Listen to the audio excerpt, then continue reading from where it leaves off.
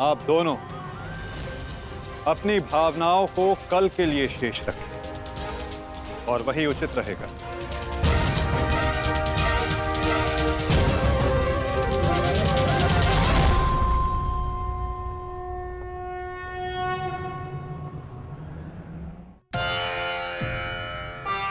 मैं आपको पुनः लौटा रही हूँ महादेव।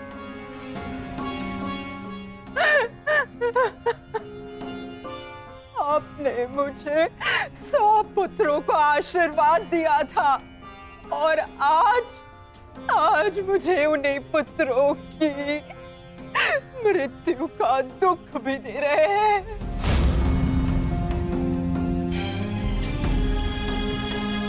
विलाप ना करो गांधारी। युद्ध में मृत्यु होना निश्चित है। कभी स्वयं के पक्ष के योद्धाओं की और कभी विरोधी पक्ष की। ईश्वर को दोष मत दो। ईश्वर का धन्यवाद करो कि तुम्हारे पुत्रों को वीर गति प्राप्त हुई है। आपके मन को समझाने के लिए ये तर्क पर्याप्त हो सकता है आर्य, परंतु मैं क्या करूं? मैं तो एक माता हूं ना। मेरे तप के बदले महादेव ने मुझे ये आशीर्वाद दिया था, तो फिर ये मेरे तप का फल मुझसे कैसे छीन सकते हैं? कैसे आर्य? पूछिए इनसे, इन्होंने ये अनर्थ क्यों होने दिया?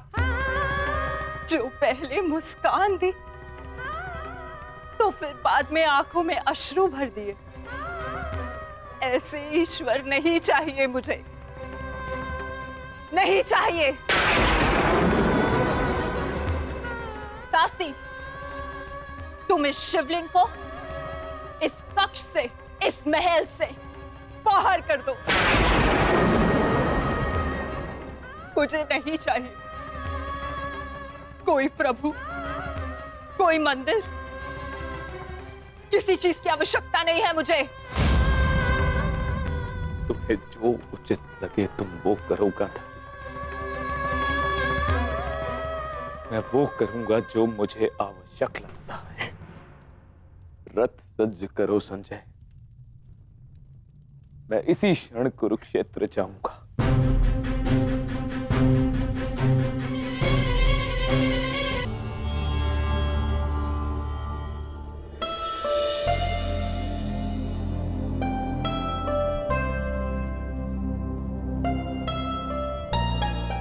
पुत्र,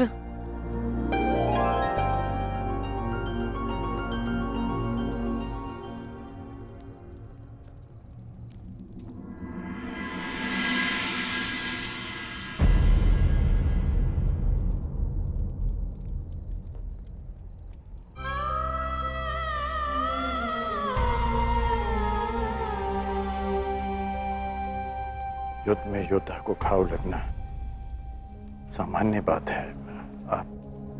आप चिंतित मत होइए। मैं जो भी कर रही हूँ अपना कर्तव्य समझकर नहीं, बल्कि पश्चाताप समझकर कर रही हूँ। एक पुत्र को खोने का कष्ट, उसकी पीड़ा एक माता ही समझ सकती है। मैं भी एक माता हूँ, परंतु दुर्भाग्य से इस अनर्थ को रोकने में सक्षम नहीं हूं। इसलिए लेप लगा रही हूं, अपने मन के घाव को थोड़ी शीतलता देने का प्रयास कर रही हूं। पुत्र, तुम दुर्योधन के पास जाओ। इस समय उसे अपने मित्र की सबसे अधिक आवश्यकता है।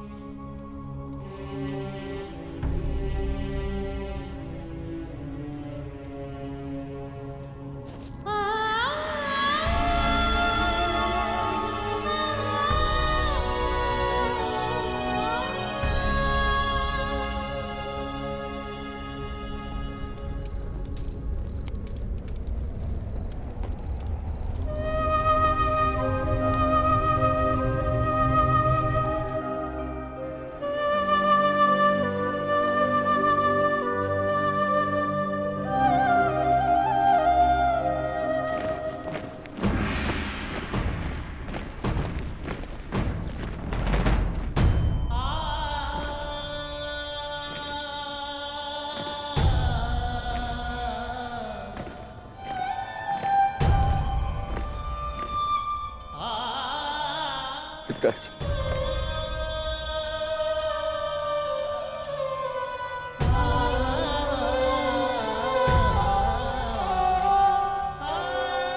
पिताजी, ये मौन रहो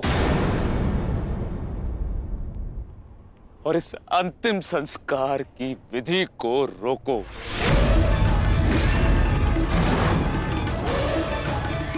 मेरे पुत्रों का अंतिम संस्कार नहीं होगा।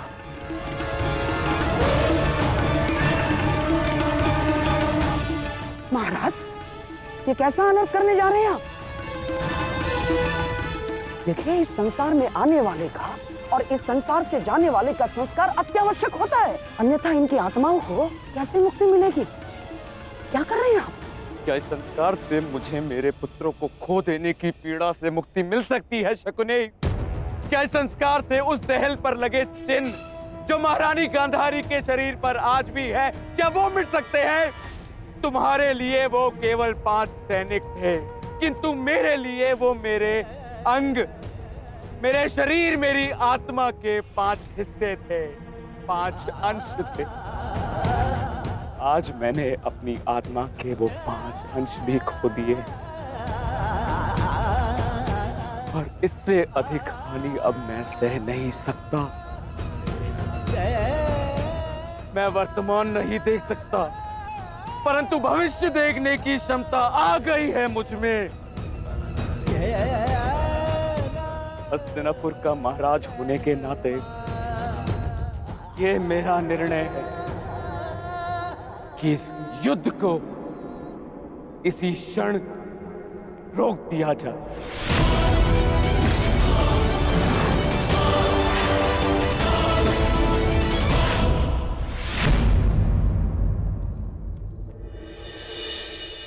पिताश्री,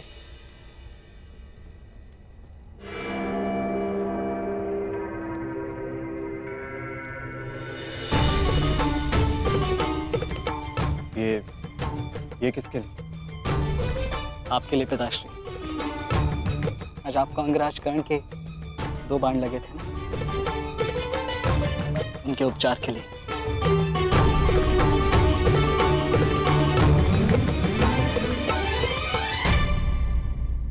मुझसे अधिक घाव तो तुम्हें लगे हैं पुत्र। मैंने सुना तुम्हारे और दुर्योधन के मध्य हुए द्वंद्व के विषय में।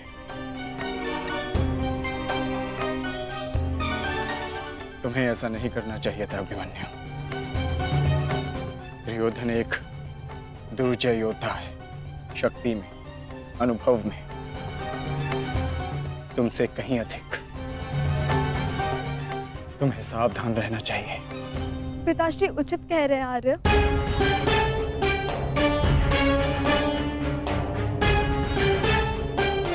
किंतु एक योद्धा के लिए यह विचार सुनना और स्वीकार करना दोनों ही अनुचित है, और छिपकर 2 योद्धाओं की बातें सुनना भी अनुचित है उत्तरा। इसलिए यहां आओ।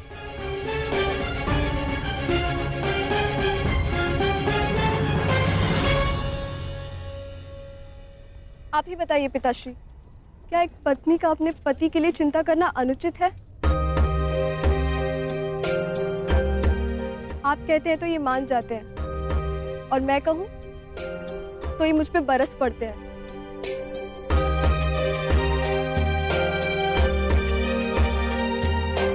आप ही ने कहा था ना कि काका श्री दुर्योधन के साथ द्वंद्व करना इनके लिए उचित नहीं है। प्रभु का धन्यवाद कि ये सकुशल युद्ध भूमि से वापस आ गए। अगर कोई अनहोनी हो जाती तो? योद्धा यदि वीर गति को प्राप्त करे तो ये उसके लिए गर्व की बात होती है उत्तरा, अनहोनी की नहीं।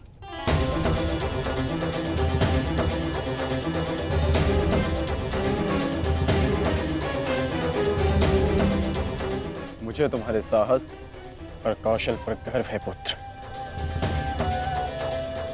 परंतु उत्तरा का कहना भी अनुचित नहीं है। प्रत्येक पत्नी को अपने पति की चिंता होती है। सुमित्रा केवल तुम्हें सुरक्षित देखना चाहती है पुत्र। और मैं हस्तिनापुर के मधान युवराज का अहंकार तोड़ना चाहता हूं पिताश्री। जब भी रणभूमि में मेरी दृष्टि उन पर पड़ती है तो मेरे कानों में माता द्रौपदी की करुण पुकार गूंजने लगती है और फिर मैं स्वयं को रोक नहीं पाता। तो आप दोनों पूर्णतः निश्चिंत रहिए।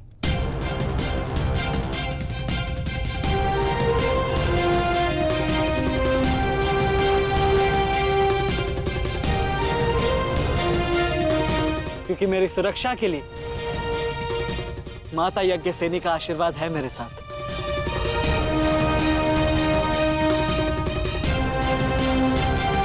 और जब तक ये मेरे साथ है मुझे कुछ नहीं हो सकता।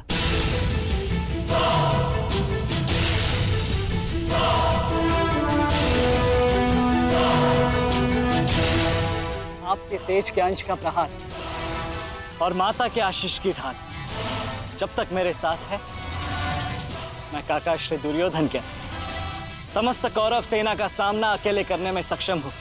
मुझे उन पांडवों से अब विजय नहीं चाहिए। अब मुझे उनसे अपने इन भ्राताओं के मृत्यु का प्रतिशोध चाहिए। अब यदि आपने इस युद्ध में विराम लगाया तो आपके ये 5 पुत्रों वीर वृषसेन, पितामह और अनेक सैनिक उनके इस युद्ध में दिए प्राणों का, उनके प्रयास सब व्यर्थ चले जाएंगे पिताश्री। ऐसा मत कीजिए पिताश्री। रक्त के बदले रक्त लूंगा मैं।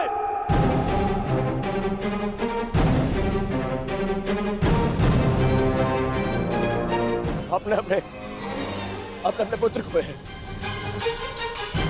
वो पांडव अपने पुत्र को के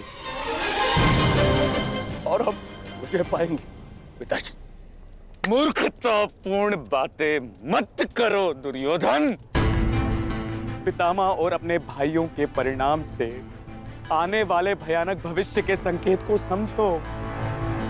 तुम्हारे होते हुए, गुरु द्रोण के होते हुए, कर्ण के होते हुए मेरे 5 पुत्रों को निर्दयता से मार दिया गया। पुत्रों को खोकर मैंने युद्ध जीत भी लिया, तो भी ये पिता हारा हुआ ही कहलाएगा पुत्र। अब और विनाश मैं नहीं सह सकता। मैं कल ही कुरुक्षेत्र जाकर पांडवों से संधि की याचना करूंगा।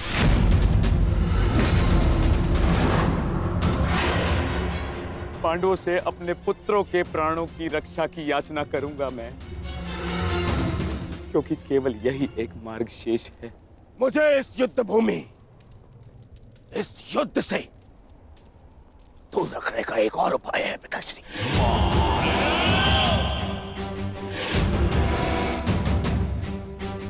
एक और उपाय है।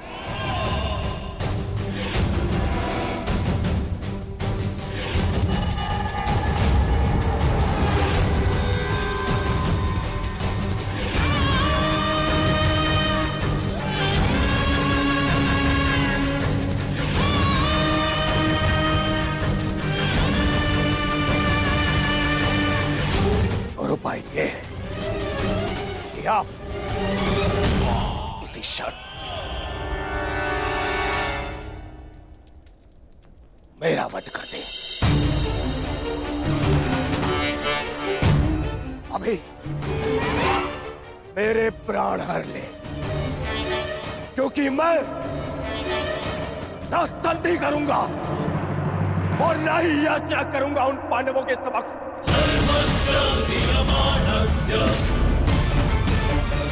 उठाइए इस तलवार को और वध कर दीजिए अपने इस एक पुत्र का।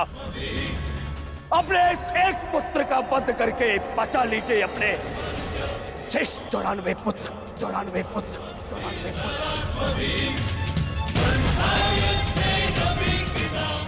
लीजिए और प्रहार करिए मुझ पर। लीजिए, उठाइए इसे और प्रहार करिए अपने इस पुत्र पर, क्योंकि वो अब पांडवों के समक्ष नहीं झुकेगा। मेरे मित्र से पूर्व आप मेरा वध करें। यदि आपको हम पर विश्वास नहीं तो हमें जीवित रहने का कोई अधिकार नहीं। आप मेरा वध करें या हमें एक और अवसर दें। अपने पुत्रों के बलिदान को व्यर्थ मत जाने दीजिए महाराज। युद्ध लड़े बिना पराजय स्वीकारने से तो अच्छा है कि आप अपने हाथों से हमें मृत्यु प्रदान करें। आपने अपने पुत्र के लिए जो स्वप्न देखे हैं, क्या उनमें वो स्वप्न भी सम्मिलित हैं जिनमें वो अपने शत्रुओं के सामने क्षमा याचना करे?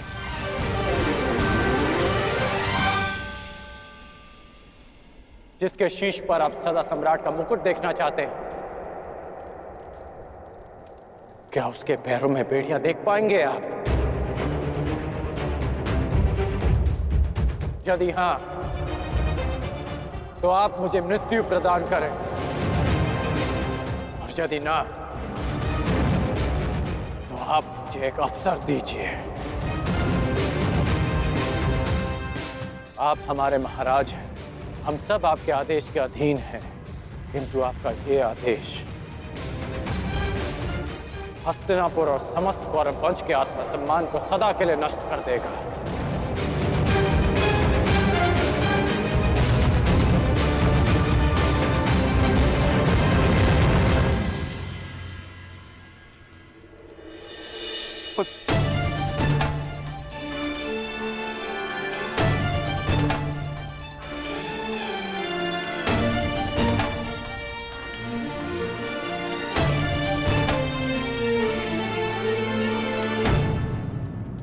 मैं क्या करूं पुत्र? एक पिता के लिए अपने पुत्र की अर्थी का बोझ इस जीवन का सबसे बड़ा बोझ होता है पुत्र,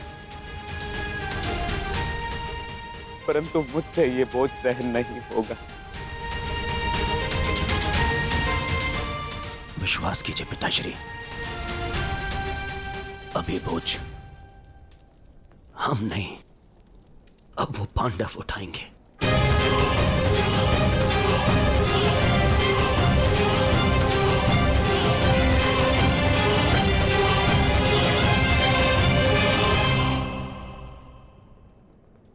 आइए पिताश्री, मेरे वीर भ्राताओं को ससम्मान विदा करें।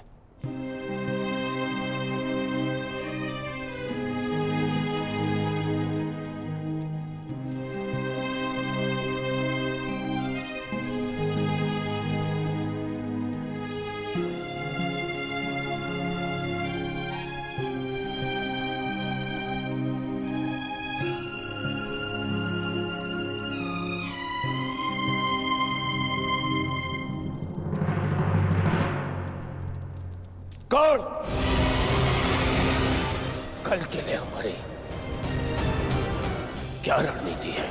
कल की रणनीति तो स्पष्ट है। आज मैंने उन 5 कौरवों का वध किया, कल और 25 का अंत कर दूंगा। मैं आज ही उन 100 कौरवों का वध कर देता, किंतु वो सूत पुत्र कर्ण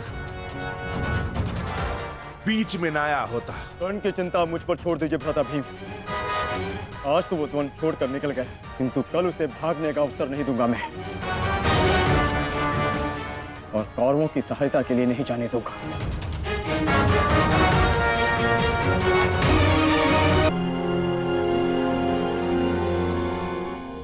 महाभारत का 12वां दिन है कल, और उन पांडवों का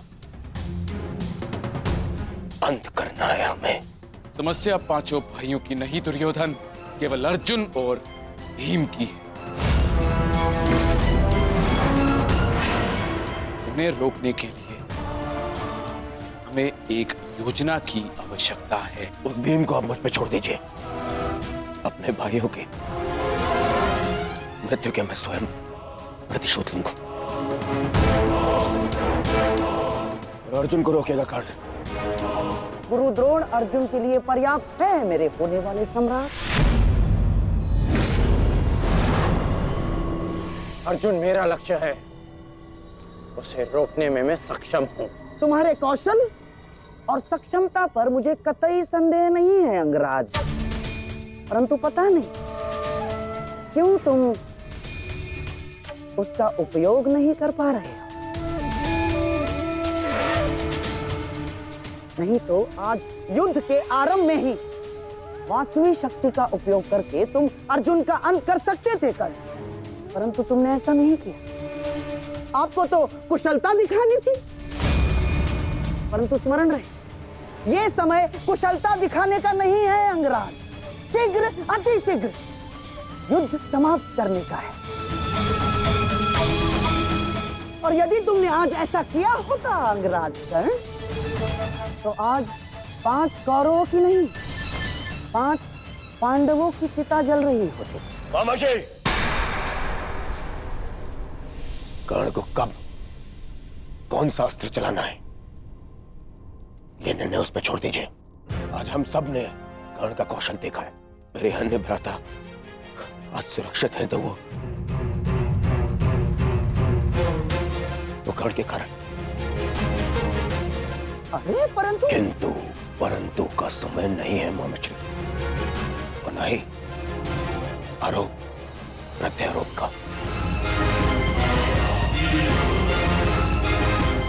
ये समय है साथ रहने का, उनका और उनकी उन उदंड पुत्रों के अंत करने का समय है ये।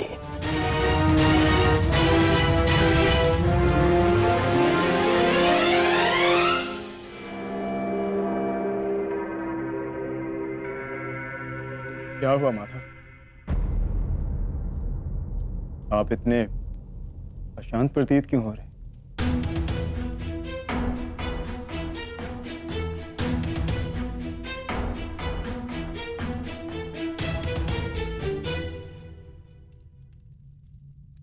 यह अशांति आज के युद्ध के परिणाम की है पार्थ। आज युद्ध में दुर्योधन ने अपने 5 अनुजों को खोया और कल वो युद्ध में इसका प्रतिशोध लेने उतरेगा।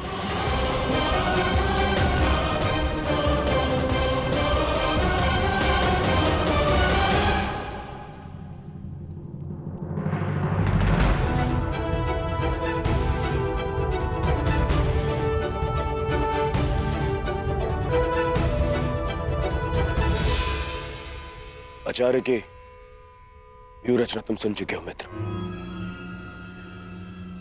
तो तुम्हारे मन में कोई विचार है? यदि सेनापति द्रोणाचार्य आज्ञा दें तो मेरे पास एक योजना है। अवश्य कहो अंगराज।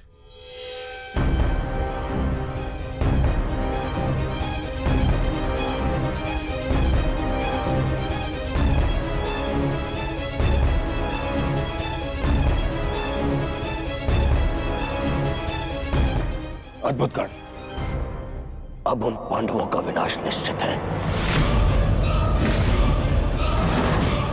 अब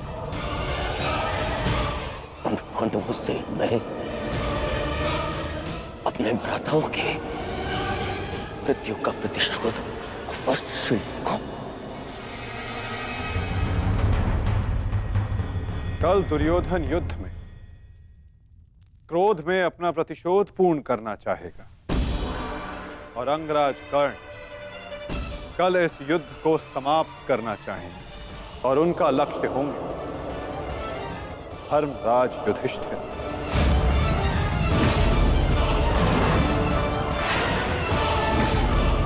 और हम सब का लक्ष्य होगा कौरवों की रणनीति को तोड़ देना।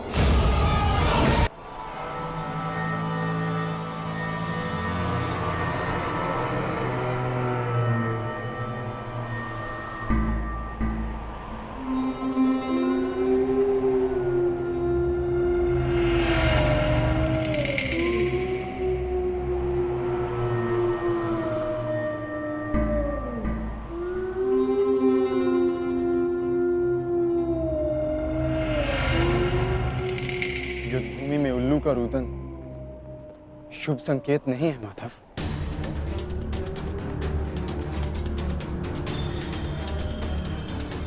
हाँ पार्थ, कदाचित आज का दिन, ये युद्ध कठिनाइयों से भरा होने वाला है।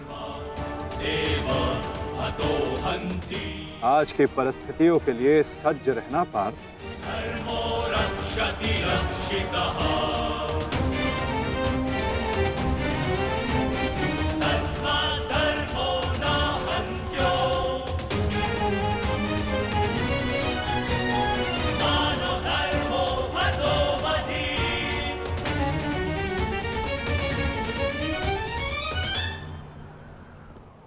अपनी रणनीति बनाने से पूर्व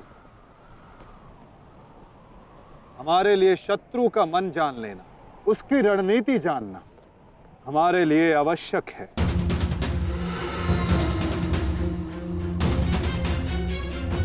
सबको ज्ञात है ना कि आज शत्रु का लक्ष्य क्या होगा? युधिष्ठिर को बंदी बनाना हमारा आज का लक्ष्य होगा।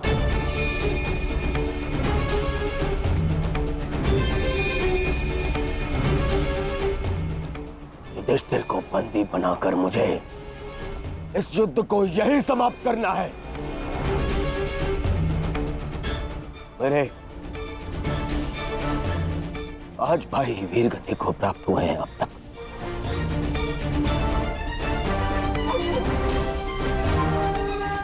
श्रद्धांजलि श्रद्धांजलि देनी है मुझे उन्हें।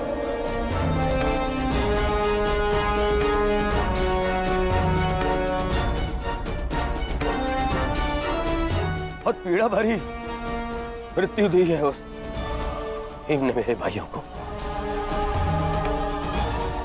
इन पांडवों को इतनी पीड़ा दूंगा कि अपनी मृत्यु की भिक्षा मांगेंगे ये मुझसे।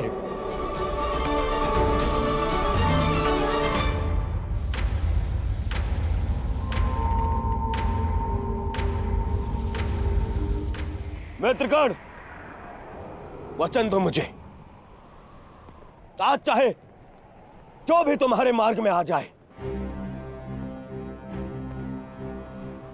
तुम उस पर दया नहीं दिखाओगे।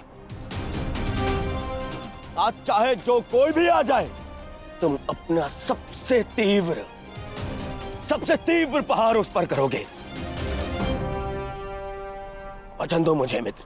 तुम्हारा आदेश मेरा वचन है मित्र। आज शत्रु कर्ण का एक भिन्न रूप देखेंगे।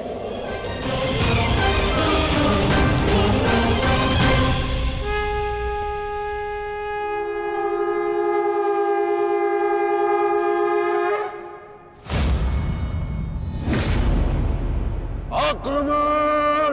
आक्रमण! आक्रमण! आक्रमण!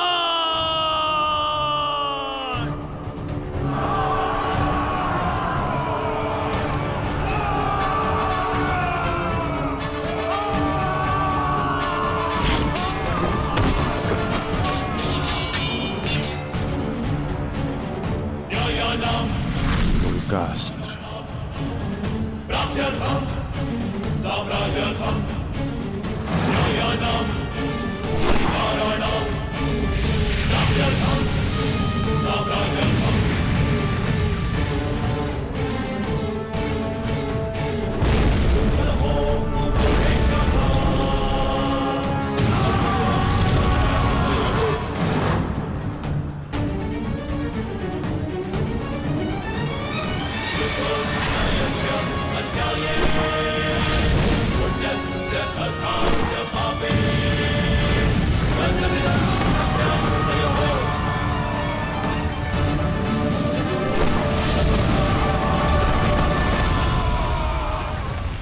अद्भुत अद्भुत मित्रगण,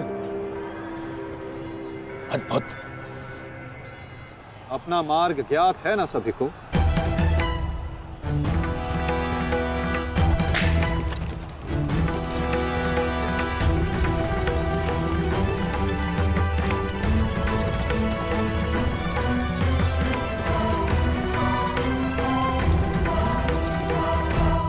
क्या कह रहे हो संजय?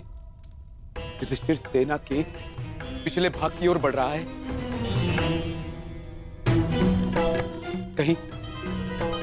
कहीं उसे हमारी रणनीति का भान तो नहीं हो गया? कौरव युधिष्ठिर को बंदी बनाना चाहते हैं? ये तो मुझे ज्ञात नहीं है महाराज, किंतु युवराज दुर्योधन इस बात से बहुत व्यग्र हो रहे हैं।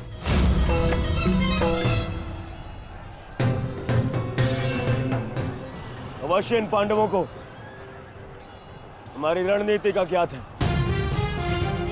इसीलिए भीम एक और हमारी सेना को भ्रमित कर रहा है और युधिष्ठिर पीछे जा रहा है।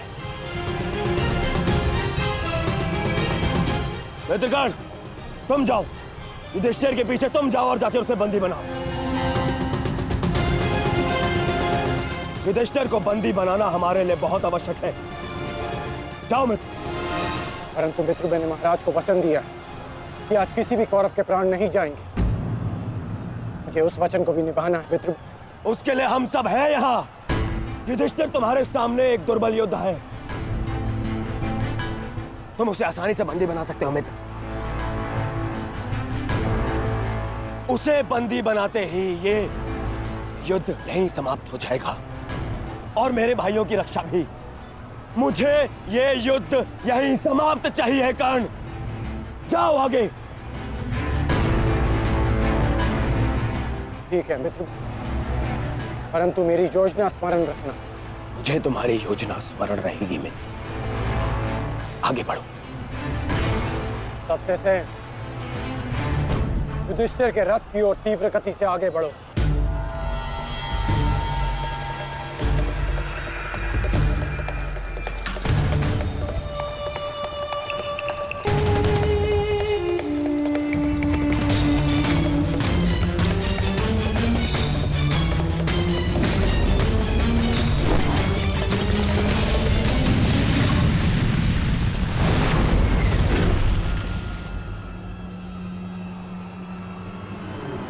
योद्धा शत्रु की ओर आगे बढ़ता है, उससे पीछे नहीं भागता। मैं तुम्हें युद्ध का आह्वान देता हूं कौन्तेय।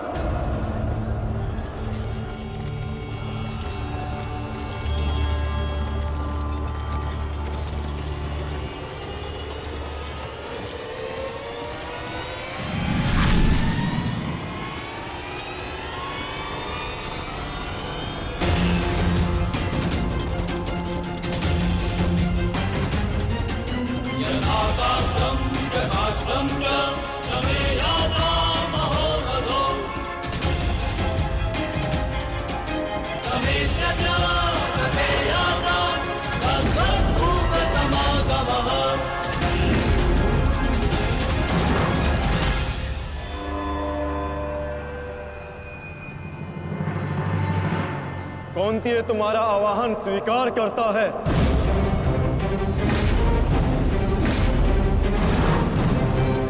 कल आपने मेरे साथ छल किया माधव। नहीं अंगराज, छल नहीं, ये रणनीति है।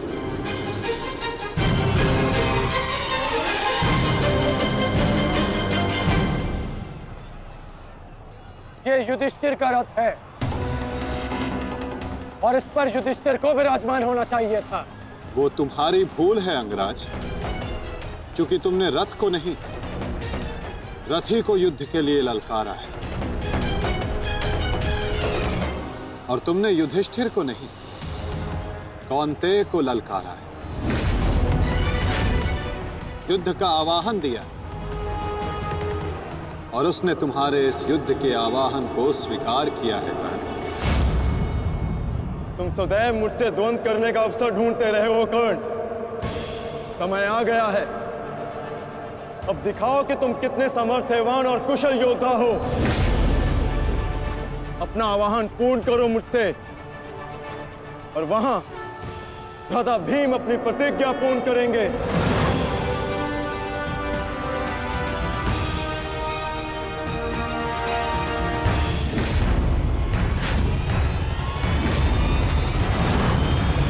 आज मैं 95 कौरवों का अंत कर दूंगा। पांचाली को दिया हुआ वचन और कुरु सभा में ली हुई प्रतिज्ञा आज दोनों ही पूर्ण हो जाएंगे। तुम आगे बढ़ो भीम, तुम्हारे मार्ग की बाधा हम दूर करते हैं, आगे बढ़ो।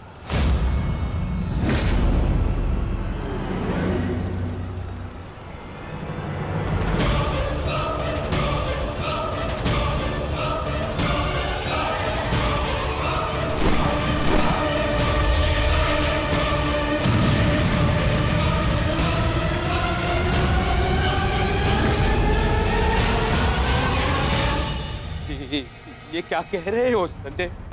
वहां वासुदेव ने काट से कर्ण को फंसा दिया और यहाँ भीम हमारे व्यू में प्रवेश कर चुका है। शेष तीनों पांडव उसके पीछे हैं। अब कौन बचाएगा मेरे पुत्रों के प्राण? कौन करेगा उनकी रक्षा?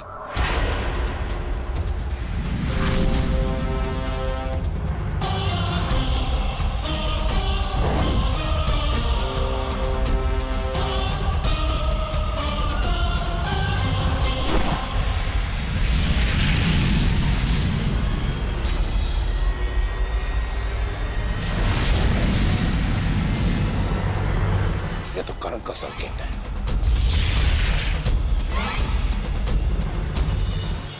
तुम कोई भी संकेत दे लो कर्ण, तुम्हारी सहायता के लिए यहां कोई नहीं आ पाएगा और ना ही मैं तुम्हें कौरवों की रक्षा करने के लिए यहां से जाने दूंगा।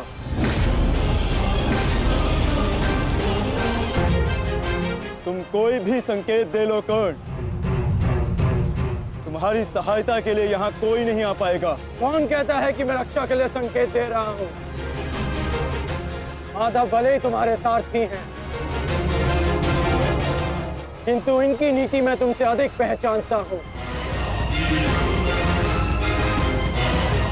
तुमने भले ही माधव की सहायता से मुझे युद्ध क्षेत्र से अलग कर दिया, किंतु मेरी रणनीति को विफल नहीं कर पाओगे अर्जुन।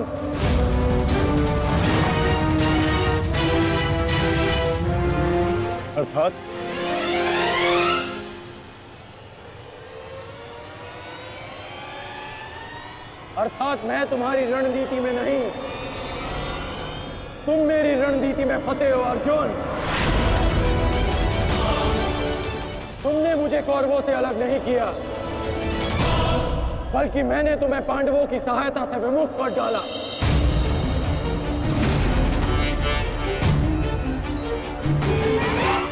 अब तुम भीम की सहायता नहीं कर पाओगे अर्जुन, और भीम किसी कौरव का वध नहीं कर पाएगा।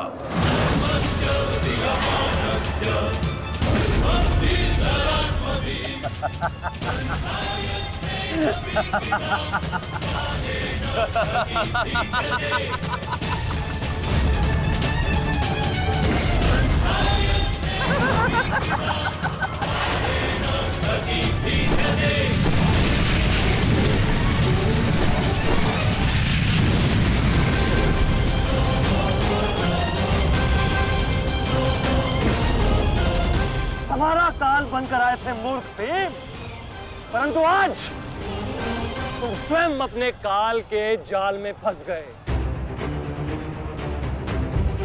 प्रिय भ्राता भीम, अकेले ही 100 कौरवों का वध करने की शपथ ली है ना तुमने? तो अब देखते हैं इस शपथ को पूर्ण करने का सामर्थ्य तुम्हें है भी या नहीं? प्रतिज्ञा पूर्ण करना चाहते थे ना गदाधारी?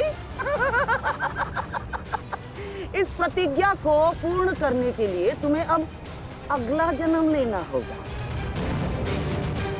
क्योंकि इस जन्म में तुम्हें मरना होगा गदाधारी।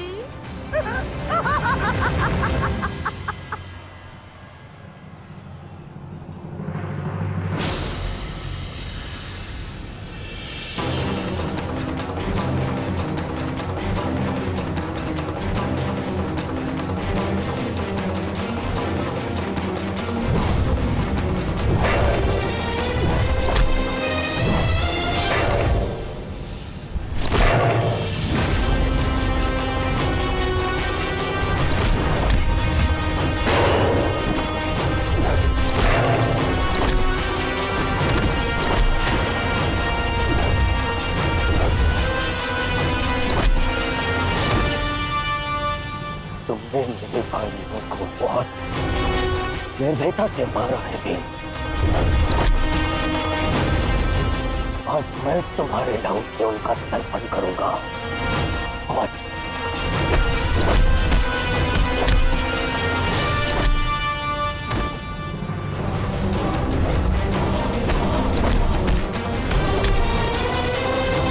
उनका तर्पण करूंगा। और भीम, आज मैं अपने भ्राताओं की मृत्यु का प्रतिशोध लेकर रहूंगा। सावधान!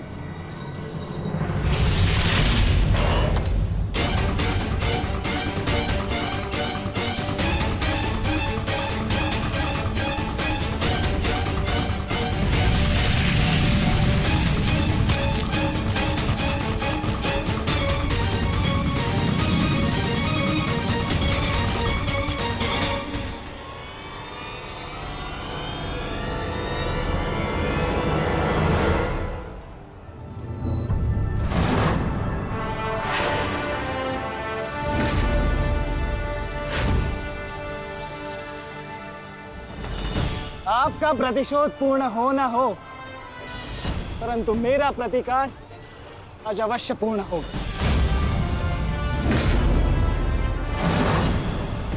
अभिमन्यु, दो योद्धाओं के बीच में आना युद्ध नियमों के विरुद्ध। 6 महारथियों ने अकेले ताचरी भीम को घेरा है।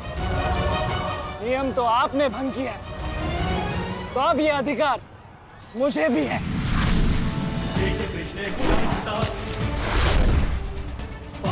अभिमन्यु! चक्रबंधास्त्र।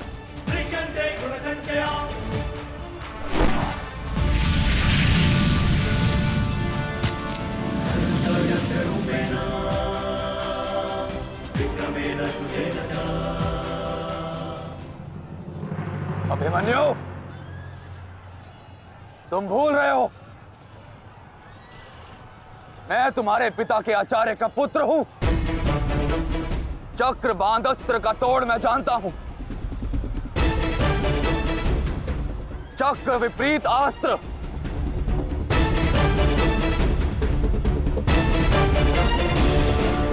भूल तो आप रहे हैं महारथी।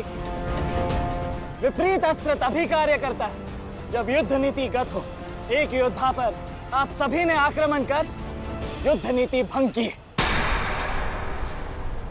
अब अपनी इस अनीति का दमन देखिए। बालक! बालक! मेरी शत्रुता तुमसे नहीं है। मेरे मार्ग से हट जाओ, अन्यथा अपने प्राणों से हाथ धो बैठोगे। धो तो आज मैं उस कलंक को दूंगा जो मेरे परिवार के माथे पर है, कि अपने कुलवधू के अपमान का प्रतिकार नहीं कर पाए।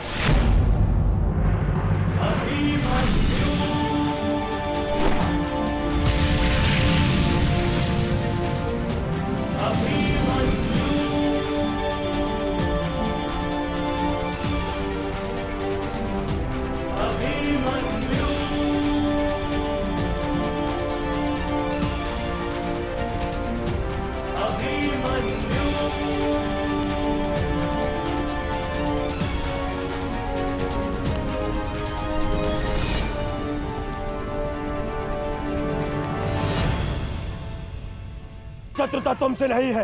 मेरे मार्ग से हट जाओ, अन्यथा अपने प्राणों से हाथ धो बैठोगे। धो तो आज मैं उस कलंक को दूंगा जो मेरे परिवार के माथे पर है, कि अपने कुलवधू के अपमान का प्रतिकार नहीं कर पाए।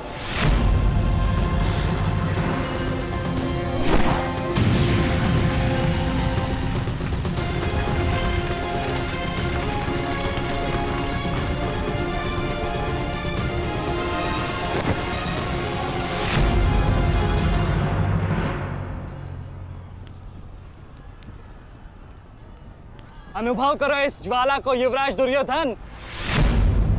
ये वही ज्वाला है जो इतनी वर्षों से मेरी माता के हृदय में धधक रही है।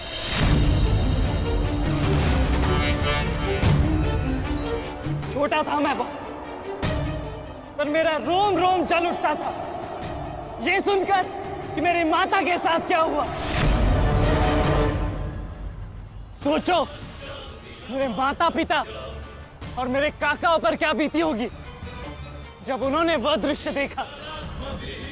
मेरे माता पर क्या बीती होगी जब सहस्त्रों आंखें उनके वस्त्रहीन होते शरीर पर पड़ रही थी। आज मैं आपको उस अपमान का अनुभव कराऊंगा। आपकी पूरी सेना और महारथियों के समक्ष आपका वस्त्रहरण करूंगा और कोई कुछ नहीं कर पाएगा।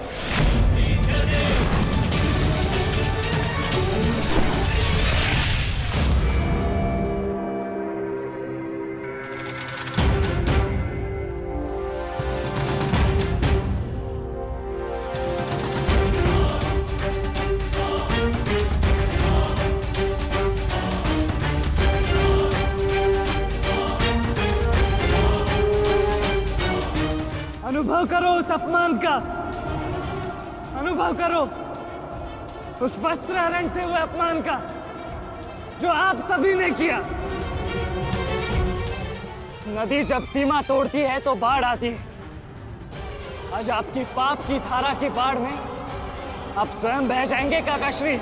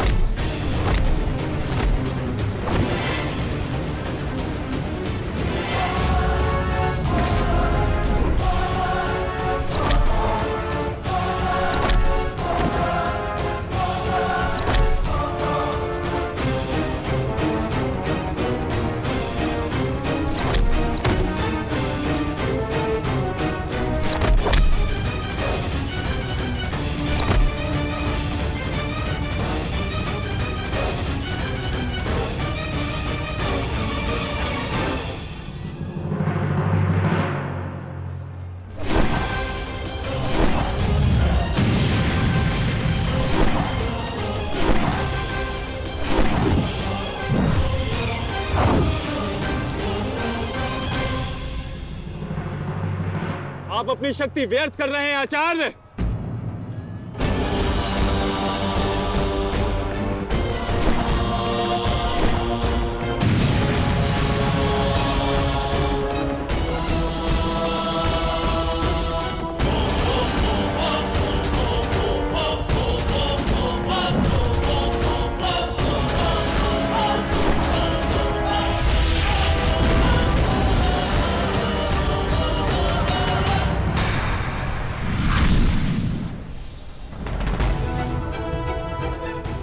दुर्योधन को मेरी सहायता की आवश्यकता है। चलो सत्यसेन।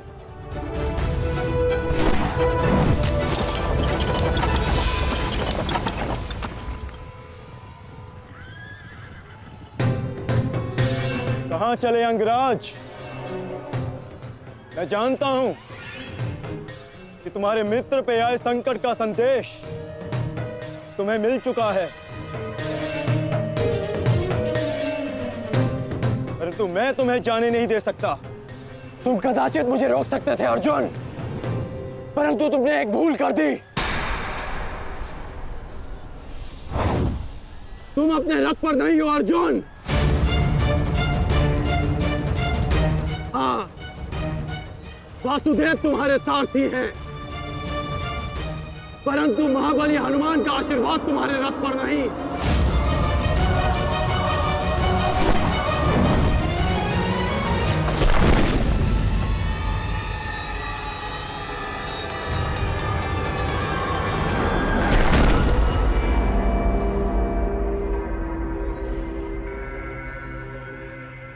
चलो, मैं अभी भी पराजित नहीं हुआ हूं कर्ण। तुम इस प्रकार द्रोण छोड़कर नहीं जा सकते।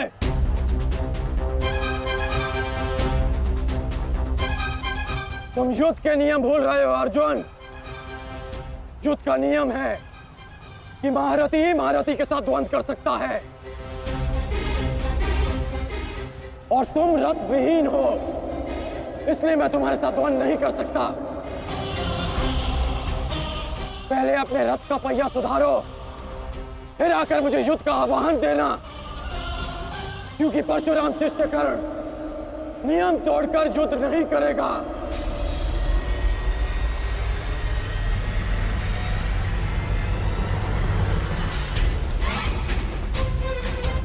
चलो सत्यसेन।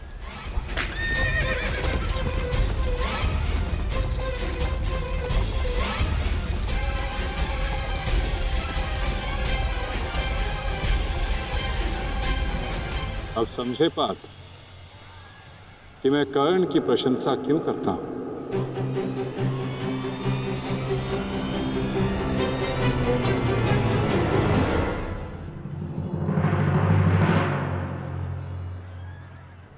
मानता हूं कि आपका वध करना काकाश्री की प्रतिज्ञा थी। उनकी प्रतिज्ञा को भंग करने का दंड मैं सह लूंगा, परंतु आज अपनी माता के अपमान का दंड मैं आपको अवश्य दूंगा।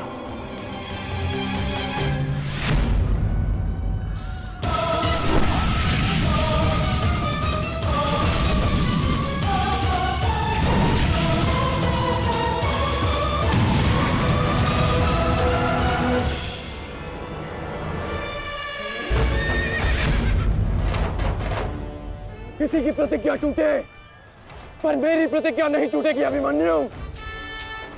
और मेरी प्रतिज्ञा है कि जब तक मैं जीवित रहूंगा, मेरे मित्र के प्राण नहीं जाएंगे।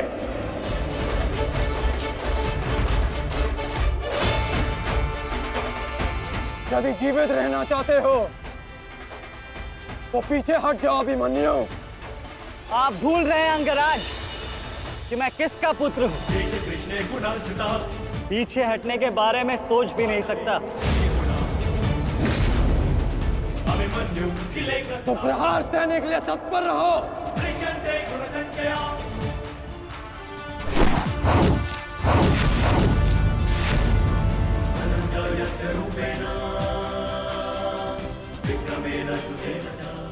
ये मेरे लिए पर्याप्त नहीं अंगराज।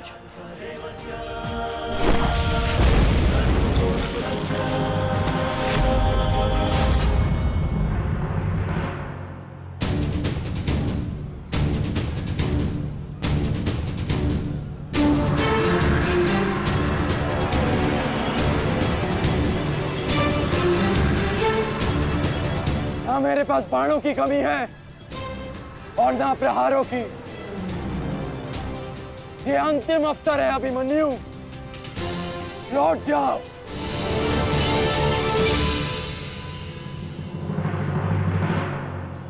तो मेरे तुनीर में भी उत्तर प्रस्तुत है अंगराज।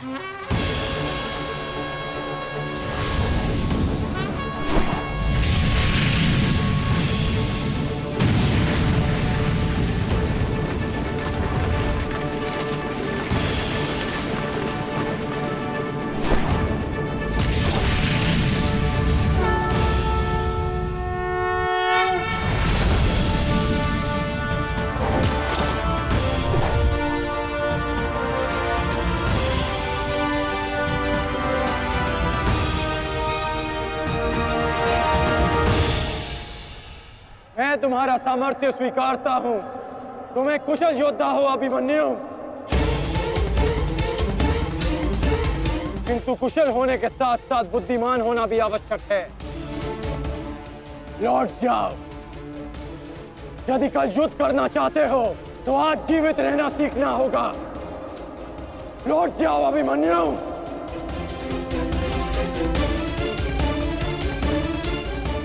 एक योद्धा के लिए आज या कल नहीं होता अंगराज। उसके लिए केवल वो ही पल होता है जिसमें वो मृत्यु के सामने खड़ा होता है। एक वीर योद्धा से सुना था मैं, हे मृत्यु, तैयार यदि तू आने को, प्रसन्न मुखा। द्वार खुला है, तेरा स्वागत, प्रसन्न मुखा।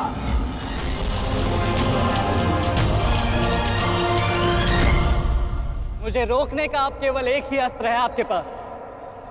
यह आपको मेरा वध करना होगा। तो लीजिए अंगराज, अपने पुत्र के मृत्यु का प्रतिशोध लीजिए। आपके समक्ष आज वो योद्धा खड़ा है जिसके पिता ने आपके पुत्र का वध किया था। प्रतिकार कीजिए अंगराज, रुके क्यों है? क्योंकि जो पीड़ा मैंने सही, मैं नहीं चाहता कि वो पीड़ा मेरा शत्रु भी सहे। कृष्ण ने अपना विकल्प स्वयं चुना था। वो रणभूमि छोड़कर जा सकता था, परंतु उसने मृत्यु चुनी। गर्व है मुझे तुम जैसे युवा योद्धाओं पर, जो अपना कर्तव्य पूर्ण करने के लिए सदैव तत्पर रहते हैं। मैं जानता हूं कि तुम पीछे नहीं हटने वाले अभिमन्यु, परंतु मुझे भी अपना कर्तव्य पूर्ण करना है।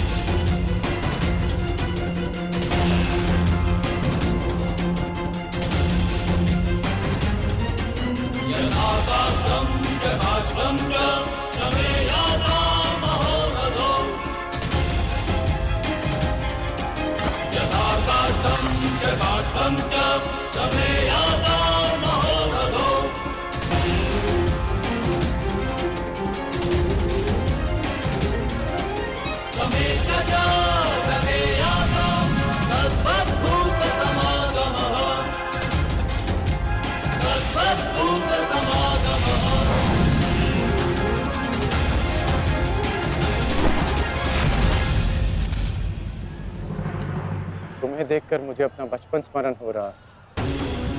अभी तुम्हारा जीवन आरंभ हुआ है।